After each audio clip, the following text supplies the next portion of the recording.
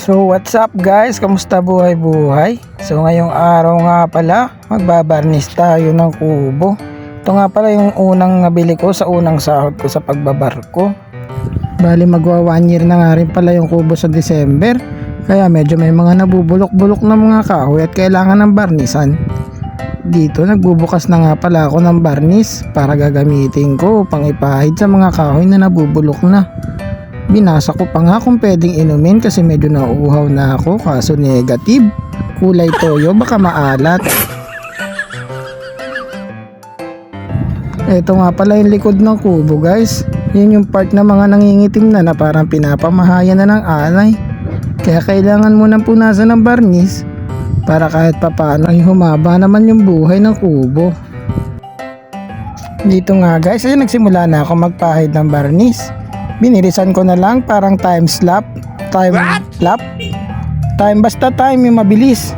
Ngayon nga tuwan-tuwa na yung mga kasama ko sa bahay kasi yung dating tamad dahil kay Meta para lang may pang reels nagiging masipag. Ito na nga pala yung itsura niya matapos ko makaubos ng 2 bote ng barnis. Napasabi na lang ako ng ay wow, boom panis, eh.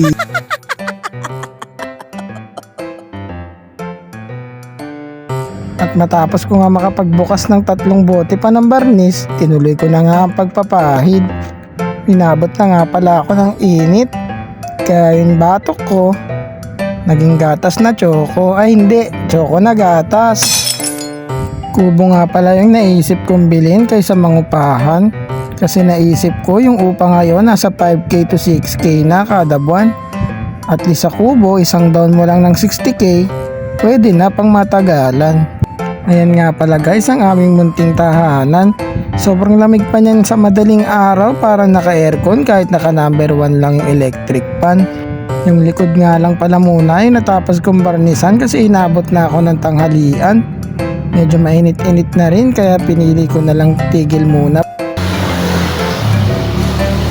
Ayan guys, tapos na natin sa likod.